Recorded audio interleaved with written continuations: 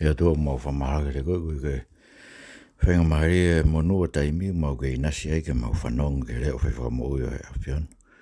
Mau kore ke haere mai mo lingi o lau mahari e maa ni o ni ke hiko e COVID mo e uri mo e ngau haa ko toa beo e mau moui. Ka lawa ke mau tari anga vai ho whorofora ai kune mau whai ke whamoui ho mau lau mahari e Jesus Christ ko mau whamoui. Amen. Ko kore ke ufanga i benga hi ka wharak tobe whaket pe me whain. Tā mau mawhparu whakata tau programa whakawiki koe ne lotu tohi tapu. Koe hala ko tofa e he igi tau fōe me taim ki tāni ti. Koe whahino hino ai mea ke tau tui ki hai. Mo mea ke tau mui aki. Me he ne wholofora aia koe tohi tapu. Whatawanga tō maari e tau kotoa pe moi mo mea mea. Tā tai rei mo tolo kotoa pe hoi me kāinga. Tā whawhelonga ki he programa ko eni. Tau wharonga maeni he tohi sere maia. Pak tawa o maeni ki he tohi sere maia. Pako e wahe taha whaa. Pea mahalo mo whanonga be ho ik me kāinga ki taranoa e tohi ko eni. Rea whae wholofora e otoa na whafou mai parofita. I hono siasi i tau e ono ngeau ki mo e a Christ. Pea koe te whto i palo parema lahi taha o e siasi ai koe nauri aki ai leo o e otua. Pe koe nau tai fia whakaongo ki e wholofora ai otua. Koe ke behena nauri ake lotu. Mone mai tau sia gei. Ia ahoni ne kei whaipe lotu, kei whaipe whilau, kei whaipe oha, ka whaingai katoa ngā whalotu. Ka koe ne kei nau fia whakaongo ki nau tau gere o si hoa kei ngai whahino hino ai wholofora ko toa pe ai otua. Ta koe ai, nai hou hau e otua ki ono siasi. Ta koe hae uhinga mamafa. E kei whanonga e siasi gere o nau otua i he ahoni. Pe koe tau behe gere o kotoa. Pe koe kotoa ere o e otua i he ahoni. E tau behe koe ahoni fok. O tau whanonga gere o otua i he tohi tapu. Te aha ere o keheia urea. Ngai mea ke mani pe te tau taurua gere o ia e te volo. He pau ke CV ia ke mea kotoa be o hau me ka kai ahoni na o me tala e lau maari e. Pau ke CV ia ke mea toi tapu. Ka mea tala e lau maari u whepak me mea toi tapu. Pero tonga maini ka kai kotoa be ko e loia. Ko loia te volo me heri ko na uhinga. He koe mea koe e lau maari e. Tena kauhala tatau be me mea koe e toi tapu koe uhi. He na e whakamana wa e lau maari e. Ai wholofola goeni ko hiki tohi. Mea o tonga e ahoni. Pako tuko me tatau be koe na hoko he kuonga sere maia. O mui be ai kakai ke mea o kutala e he siasi. O siasi tau be kau whai whekau be, konferenisi, kau taki o e siasi. Mui be ai kakai ke mea koe kinau tanga to whakau. Pako kinau lau e nato nau toi tapu. Koe tahe parapare malahi koe e ahoni o e lotu. Parapare malahi be e kuonga sere maia. Koe tae ilo ke otua o toi tapu. Koe otua e tau lotu ke mo mana tui na tau lotu pe tau tau na te kau pe ko misinari na tau lotu pe ki tau toka koe lotu e ke otua mate. Ko mea na hau me kau misinari koe lotu tohi tapu. Aini. O tau whenga ke whafoki e siasi pa tau whaamu he mea kotoa be whanonga i kakai ke tala koe ni pa te nau sivi. Nanga sivi. Whanonga ba ke tala whirea koe whakaanga, koe ngā whirea kowi, ngā hui kape ke siasi tapu hou eke, e whakaanga. Koe mea rei whakaanga, koe whakaanga, koe taurea aki aianga to tonu o ha mea. Koe wiki ne whakatonu, aianga hala koe mea koe, he tau siu ke aianga hala, pau taurea aki aianga to tonu o mea koe ia. Ai koe mea tau whahoko, tau pehe koe tau siu ke ngai mea koe nufo e siasi, koe aianga hala i, pau taurea aki aianga to tonu o mea. Ko hiko tau whaamu e tokoni o tua ke whaafoki ai siasi ki ene whorofora. Kaike, se mai wai taha whaamu ia ngai whakorahi e whaa koe ni urua ki upeheni. Ko si hoa be o kune lawa ke whakahafi me whaingata whakainatura. Koe uhinga tau ke whakaongoai ai siasi ke re o tua mo ui e toi tapu. He koe o tua koe e toi tapu. Asi hoa koe taranoa mai e toi tapu ne whamtala ke te tau tolu.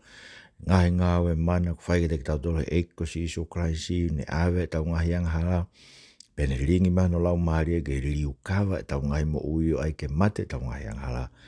Ko se hoa beu ne malawa ke whakahafi me whaingata whakai natu. Hai koe besu raki he ono koe no sile mai wai ta wha. O tānoa ke no omi e si hoa whaingata whakai natula ke whanua. Ko hike nau ilo. Ai ta e malawa ke whakahafi e he otua mate. Besu raki ke ono. Ai tau lawat pe ai besu raki ke ono. Pena e ai mo e hoko ha wholofola si hoa ki sile mai o kau ke whaala ala a. O kutangi a siuta, pe o kuwaiwai hano ngai matani kolo, o kunau nofo mamahi e kere mo e tauanga. Iyo, o arohake e tangi a Jerusalema. Unau hou e ki, kunau whekau honau kakaitua ke kumiwai, o kunau alu ke ngai lepa, o kuigaide nau ilo ai Hawaii. O kunau foki mo nau ngahi ngesi ipu, kunau maa mulaea, o nau whakapūrou honau ulu. O ku maa ai kau whaa, nau pūrou ho nau uru koe uhi koe kere. Aia o ku pū putuu, koe i kai ha uha e tō ke whanua seuke. Nā moe hai niti e vāo ku ne whaere o ri aki koe i kai ha musie. Pea koe whanga asi kai vāo, o nau tuu e ngai whunga mo unga more, o tō ngai o hange koe whanga siakari, kua osi o nau mata, koe i kai ha moho ku whrawhara tono tau e ki whawhetai beke to aia. Koe whakaamo e koe ke whanongo ai siasi ki he kotoa le o na otua. Kono ue ngā pe ko si hoa ten lawa ke whahaf me ngai whengata whakai na tula. Tā noa ne ke whengata whakai na tula na hoko. Koe la a. Tā mai tangi a siuta. Vai hono ngahi matani kolo. Na nofo mamahi. Ai taua ngā ai kere pa tangi e kolo. Na hou e ki, whekau e kakai tua ke o kumi vai, nau kumi kai ilo Hawaii, nau foki mange e sipu. Nau maa, koe he nau ilo, koe uhinga pe ai honge vai, marana e stala be si hova, ke te nau tolo te utalo nome, nau whanong ke whanua koe ni, o kutu ua e fofonga o si hova, pe tene whaka uha, mei lang ke te nau tolo. Kakobade nau wafe mene wholofola, e honge, e hange, ai ao ia hafu kapa. He kai lawa ke toi awa ki ngana ha ua ke tenga. Boko no heo nau mai nau ilo. Kuhanga e si hova o tau tea ki nau tolu koe hui koe nau ri aki ene wholofola. Nau ai pūlou, nau maa. Kai pūlou fok koe meu tau ri aki ai he kau whewhinea nau pūlou, nau ulu. E taimu nau ake lotu hanga ai tata koe ngai sestonga e kau whewhinea. E taimu beo lotu nau oke ai.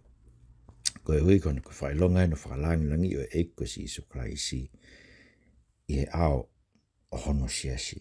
Koe hui he koe whataha tau whai siasi, koe whataha mo e koe si iso klaisi, biai mo otua ai, tala mai koe whakatutuunga koe otua, koe uluia klaisi, koe klaisi koe uluia kau tangata i siasi, koe kau tangata koe uluia e kau whewhine i siasi. Koe no wingai, tai whiungai ka kau whewhine, ke nau tuha ko whai whatungia whawhai whekau, ke nau pure ke kau tangata, pe te nau whai whatungia malanga, whai ako naki, mea eko ngai mea i aku ke kau tangata o siasi. He ko soko tutu he o tua he no siasi whakatutuunga koe ni moe vahe koe ni pa koe whailonga rewa o ku tuku lolo e siasi he tūkonga koe a koe i kai ke ai ufi ulu kau tangata ka ai ufi ulu a kau whewhine. Ko ai ufi a koe ni ulu kau tangata whaa koe ni koe nau maa ki nau tolu. Ko he hunau i koe whakamamahi. Hange koe ai tauanga, hange koe ai efu ke he ulu. Koe nau whamamahe nau ilo. Tō e whaingata a. Koe hika nau wafe me wholofola nau tō. Kainga tau. Tau leo mabe whato kanga tau whanua ke whaingata a laiko na tō e wano ua. Ai pāe mo ngā whi be hake suna. Mina e mei lahi ngai whaingata. Ke whawhetai kuhanga he o tua tuku e hoko pēr koe whato kanga ke tau whanua. Ke whafoki tau tō. Whafoki tau tō me muna, whafoki tau tō me kamata ke humai ngai mea koe nange koe whamau lahi whakasotoma koe kamata ke humai me kau president whakasotoma on mawhai ako siasi kamata ke tau mawhe ki tau tolo tau o stari pe tau tolo i he whakakau ngai mea o kau ke whakasotoma koe ngai mea ko whepaki koe ngai whaingata whakai na tulo o me o tua ke whamaina de tau tolo koe ke lava ngai o tua mate koe tau tauhi ke ai anu nau pou ke ngai mea koe ia kene whakamo ui ki tau tō, e kai tēnā ora kono ua. Kai ngana beo ku, o whaama seo ke tau whanonga no leo, koe ui, koe e bete nā whakafu tau tō me ngai whaingata. ka kune aku tari e tau lotu. O ku whanonga siau e tau ngahi lotu. O ka mau tau whanonga ke ne whorofora. He koe hui, neonga ku huu fia he paro vitai e sia si ke wale tānau ke ves fitu ke taha wao te mai wa taha wha. Ka ku ilo e si hova ia koe siasi koe ni o na siasi o isleri manako pe ke alu he. Aio ke mea panga tau se aho neonga tau whamatala tau tau whorofora koe nidu manuki i pe ia. Tala ke, tala koe whakaanga, tala no tengai mea ke. Tuku ke, ai tala koe whorofora tō ton ke whanong ke siasi kai ke. Koe mea uoko, loto e palo fitai o kore ke ngau e mai mua si hova, ke ria ono hua wha vesfitu, uko roa de vesfitu ke tahawa. Neongo, o ku tātara ki mautore mau ngahi kovi e si hova, ke ngau e te ria hua wha. He koe mau ngahi holo mui o ku lahi, ko mau hia ke awhiona. Si amana ki anga o isleri ko si ono whakamo ui e taim whaingata a, koe hau ki hangea i ko au nofo i e whanua io, hangea ko tangata whanonga o ku awhi mai ke mohe. Koe hau ke hangea i ko tangata pūputu, hangea mafi ui kai lava ke tokoni. Ka hau ke iho mau loto ngā eiki, pa koho wa wha ku uia ke aki mautolu. Owe tuku ai pe aki mautolu. Ke whorofaraini a si hova ke kakaini. Na e pehe nau manako ke he, na i gaide nau taofia nau wa e koia, o i gaike manako e si hova ke te nau tolu. Tene manatuen e nau kovi mo eke e nau hia. Pea whorofora si hova ke te au, oua te ke huwhi kina e kakaini ke nau lelei. He ka nau ka au kai, ui kai te uongo e nau tangi. Pe ka nau ka au mwhi lau mo i fua, pe koe whi lau mea kai, ui kai te uhoho i ai. Kai ke, te whaka oski nau tolu e au ake a hele tā, mo e honge, mo e mate whaka au ha, whorofora tonu o tau e ki. Whawhetai ke toa, ko suka mena o hinga ke, te kai ke li ake isleri e lotu ke si hova. Mai be koe ahoni, whai pe lotu e sabat katoa pe tau o ke lotu, kei tupe ngai se si nau au kai. O ku nau loto ke si hova, o nau whai nau ngai whai lau ko ni misinare me hawha ngai me pehe. Ko se me tamai si hova. Ko huka ke nau whia whakaongo ke le o e o tua to e tapu. Kai haonga be ngai me nau whai. Ka nau ka au kai ka ke tau, ka nau ka loto heke te uongo i au ke nau toku. Whrohola ni so, vesta haua si le mai wa tawha. Ka om whi lau mo i fua, whi lau mea kai, buka hangai hu whi lau paanga, buka hangai mea. Oe ke hoho ia si hova, tene whaka os ia, ano siasi aka here tāki, mo si koe mea. Koe parampare ma, he koe ke whanongo si hova ke nau lotu, koe nau tai fie whanongo. Ke rea to, koe kongo ni o kore parofita, whanongo parofita ke mea koe te koe hoko. Ahe kono moni ko ke tau tolu, koe tau ilo ma one me tonke ona tuku e tau kore ke eiki. Tokoni mai mo whawaiwai e loto ho siasi ke nau tari ho wholofola ke nau wafe. Me ngai whamala ia koe ni o tohi o tu e nau loto ngā koe hiko e nau li ake ho wholofola. Tonke pehe mo pe tau kore ke tau. So kore parofita ke ngāwe pe mo si hova koe kono huafa. Ai koe uhinga whatapoha i hono huafa. Ke whaibe si hova na whamoe no kakai, kai uhinga koha maa ni oni pe wale rei e kakai. Ai kakai ai otua kakai hono siasi, ka koe uhipe, koe mafi si hova, o malawa ke whai whakamoe. Koe kore parofita. Si amanaki anga isleri bes valu, si ono whakamoe e whai ngata. Koe hau koe hangea au no, ai koe hangea si hova tangata whanonga. Koe ke hau ia whahatokon to ki awhi mai pia ke mohe. Koe ngā koe kento e ala tokoni, hatu kunga e taha. Yes, koe hau ke hangea tangata puputu, hangea mafi, ukai lawa ke toni, koe mafi si hova ke tokoni, kau kai kene whai a tokoni, ke ono siasi koe hui, koe nauri aki a si hova. Au ke mauro toto ngā pe e, ko wawha koe aki so ke, koe lau ia koe si lotu e parofita aku whai, koe whorofolain a si hova ke kakain. Na e pehe e nau manako ke he. Ai kono parapare mai kakai. O nau hao me no tō whai au kai, whai e lotu, whai lau mo e whaka. Koe ke nau whie fōu ki nau tōru. I he hala to tonu koe o e wholofola. A si hova. Nau hanga. Matala i tokoni whai ni ino. E tangata malanga. Pea kaua ki konga koe ke ue malanga kai whiwhine. Mo whanonga he malanga koe nai whai.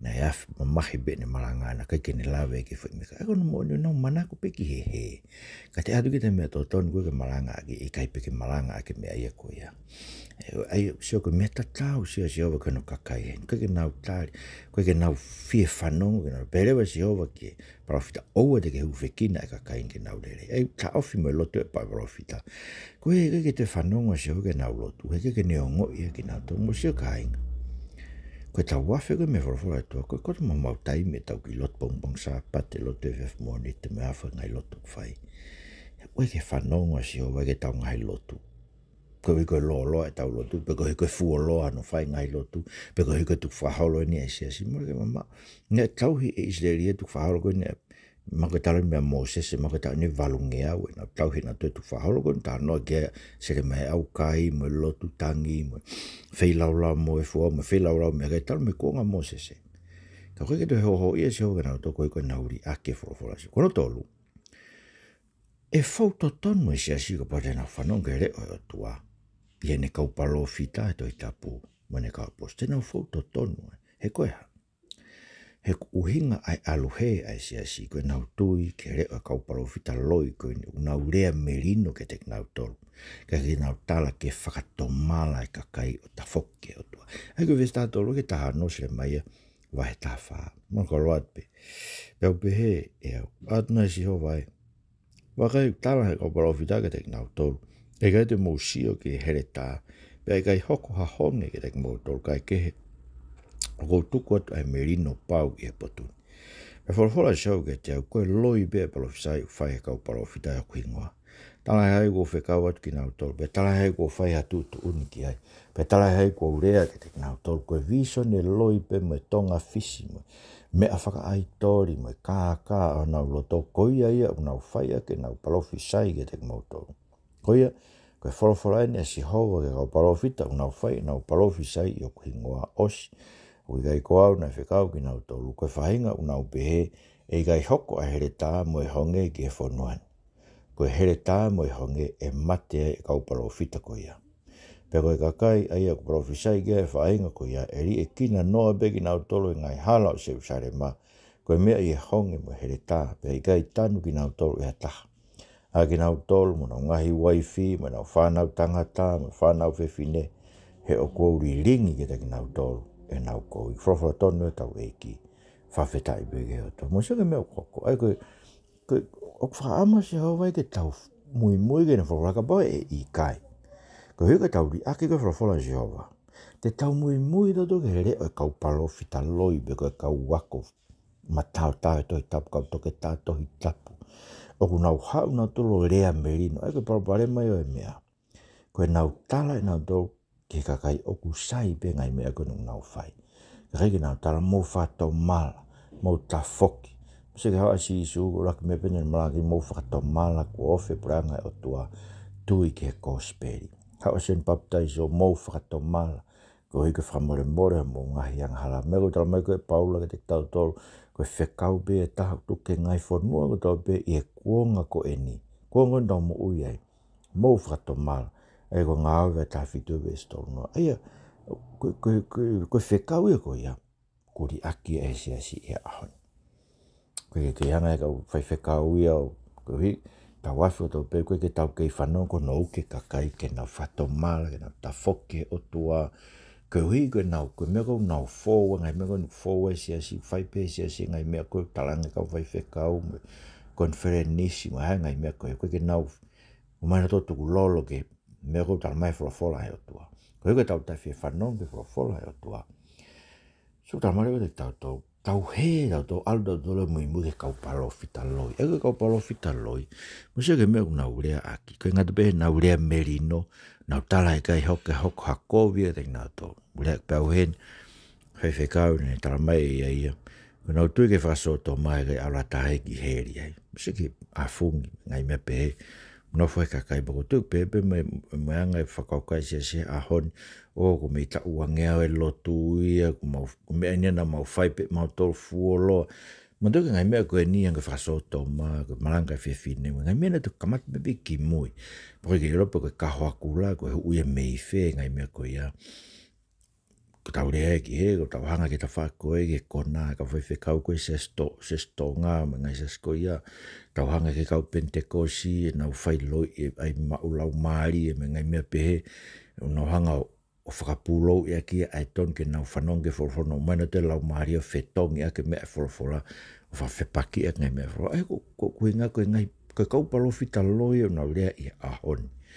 Pak hau me kau palofita loi ke hia tala ngai mea, hanga ngai mea koe niko tuna whawhepaki ngai mea toi tapu o tala, koe mea ia e lau maari, mo whanong ngai mea koe ia, kono uhinga tau wafe ke ngai mea, koe ke tau fie whanong ke reo sio, ke tau fie lau ene wholofora, ke tau fie tuku lolo ke ene wholofora, ke te tau tau. Tamarewa e dala rewa siova, wholofora ene siova kau palofita koe, o ku whai e nau palofisa i o ku hingoa, so nau rea ke hingoa siova, tala koe mea lau maari e, o sina kai ke whekau ki nau tau. No tala na doe ke haere tā mua hongi, he kai ke ale kakai ki heri koe nau tui ke whasoto ma. Mo iso ke meu tala mai si hova, ko here tā mo e honge e mate e kau palofita koe. Pea koe kakai koe, palofisai ke kakai koe, aka kai nau tui ke palofisai koe, ke kau palofita loi koe ni eri e kina noa benga e ai e laku noa ia pe ki nau tolu tuku.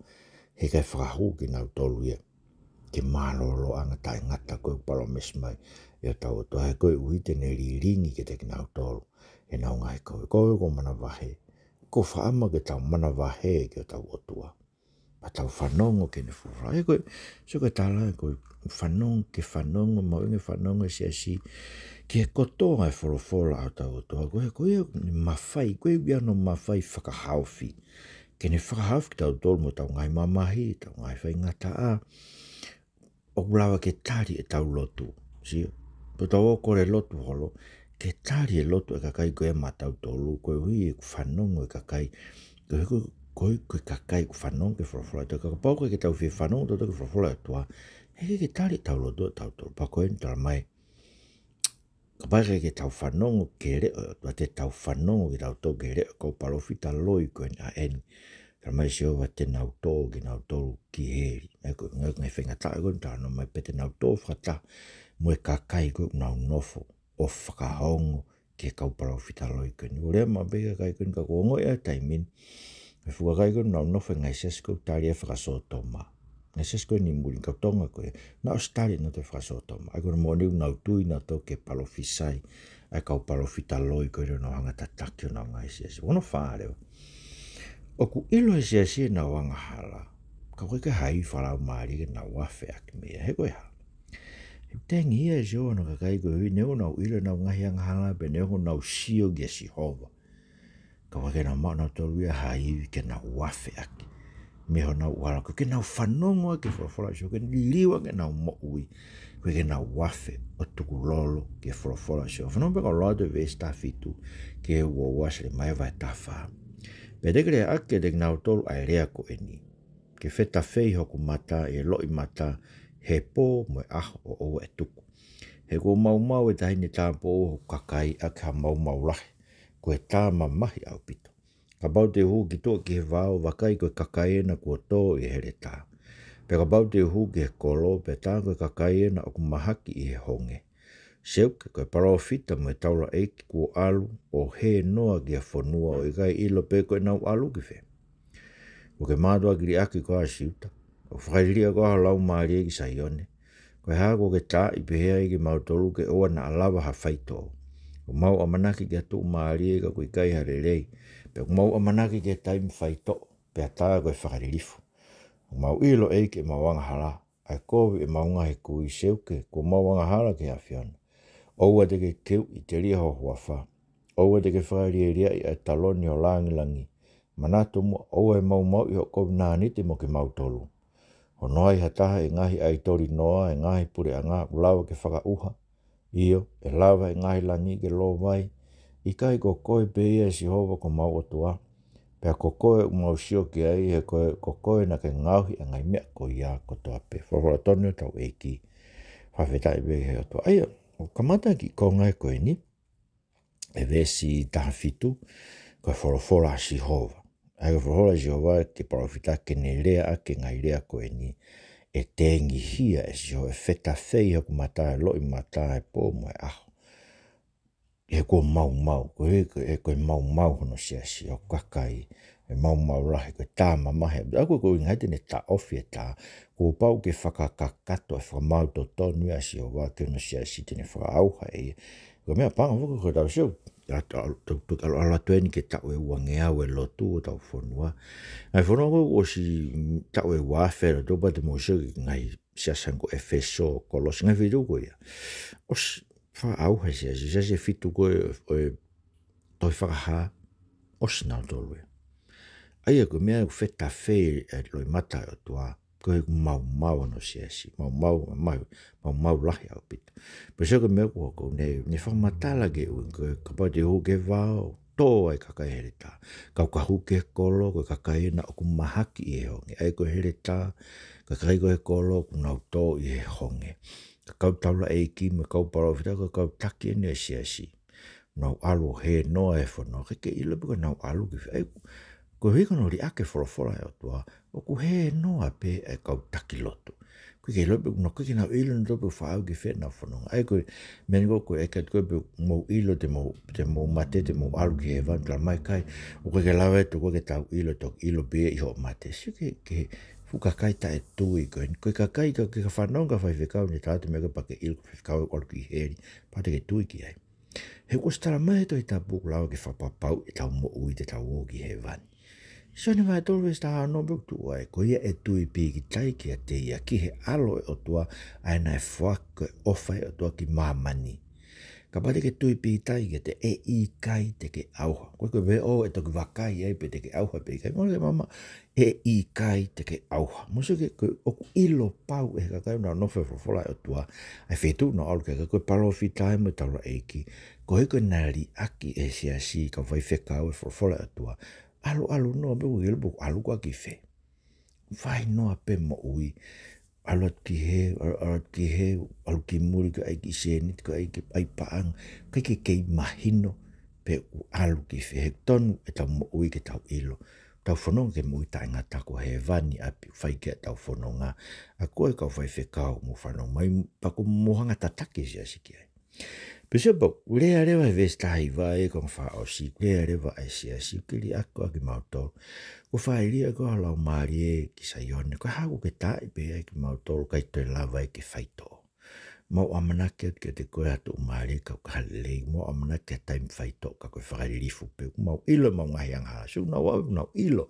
E nau ngahi ang hala. E kovi e nau ngahi kui me nau ngahi ang hala. Vesi wanoa i sere mai a vahe le tafa. Oua te ke keu I te ria hoa. Ako nau kore e ke mau ilo mau ngā ma whamui mau mato koe ko hoa. Wha o te ke whakari ria e taro ni o rangi. Oua e mau i o kou nāni te. Hono ai hatasu nau ilo reo. Uke ke lawa ngai aitori noa ko nau alukia ngai pore anga. Ke whakauha, ke whakakoloa, ke whahatapua, ke tō maha uha lo vai. Ko si hoa pe. Ka koe pe mo se ko parpare mafoki. Neong e nau sio ke sio, neong e nau ilo e nau kovi.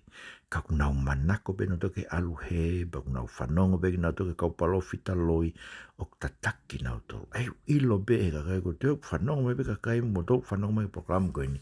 Mo ilo pe mo tō mo mui whafo I tūtū, ka hangai e ria mui whafo I tūtū, ka ke whai e ke whorofora ai o tō haolea, pe ke irea ka peka, pe ke irea loi, ke irea itanga o whakakaukau ke kakai, o ke whakaukau ke kakai, ki ngai mea o ke whainga ke e mo ui, hanko e ngāo e anga, ke whainga ke ngai lakanga koe o ke whaam ke ko I pe ko whaam ke si o lalo I ke kakai ko kui lalo e te koe pe ko whainga I koe ki ke lama ma whaiha tokon.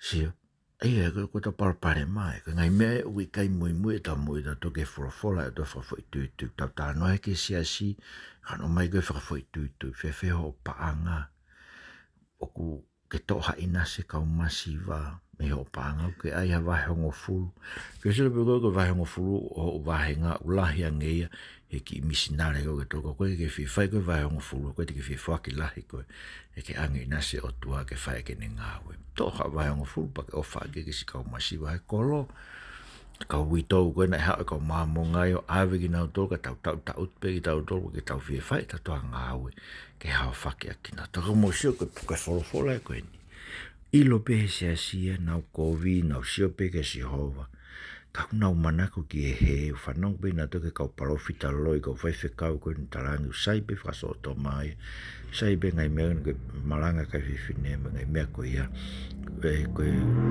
mea ia ko taramai to i tapu ko mea motu a toku ai taramai sia ngai mea ke tau whai pa koe maka kai una whakatonu ia i pina tole ngai mea unau whai unau whia talanga tape ki nau tolu ke whorofora o to kainga au ke whanongi mea ko ni pake afe tuko alu mea i ko wika te ke hao ko so kai ko ngata be whakaaua kau parofita loi ka koe kakai ko whanongo ke nau parofita loi kena profisai loi e whakaau hafoki moki nga to eksi so mau kore whakaaf mau whanua me he tūkunga whakaafe mau siasi whakaafe siasi to ma arofa mai a whei maki mātoro whakaaf mau mātoro me mo hai whalau maaria te mau tu mātoro ma wahe me ngai tūkunga koe mau iro i le leipe uli ake whorofora a whiona koe ke mau whai mātoro whorofora whai pe ke tala ke me ko tala mai whai whekau me me tala mai e siasi Kamar mori atua. Whaafe mau whanua e tamatu ia te pō ono, me taini kuini na spau, me whare o tū pō, whaafe, whataki mau tōru, eik pare e mia, mo e kabineti, mo ke nau tōru kau taki e whanua, eik mahaloto a pasia ke whai ke nau ngāwe, pa ke tau koni ke mau tōru, tō maf ke mau tū o afe ke mau fōu i o alunga, i Sisu Christ ke mau whamu ui. Amen. Kai o tau whamarahi e Katarina Tohi, me programan, e ke i whawhainga maari e tau programa. Whamanata i be tau ori ta whawhamiri, pong mo e whiaf, pong pe koe e whiaf, tāna ki mai ki whanau, pe koe maa puna, pine eik, tāna eik, mō lai whorofrapa mō lot. Pa ke lawe wahe e whaa e toi tapu e ako tau pe, ko hei ke ilo o tua koe ni tau tānoa, ke ilo mo oni o tua koe, e pa ke kore ke ne whamama koe e toi tapu. Yanga hala mo ui ta whokirewa vete ke tau o tua. Fia bile tau whakau whatahe programani, ko o wharahe te mo tōko tō pēk whamea mai. Mō mea tua whātua.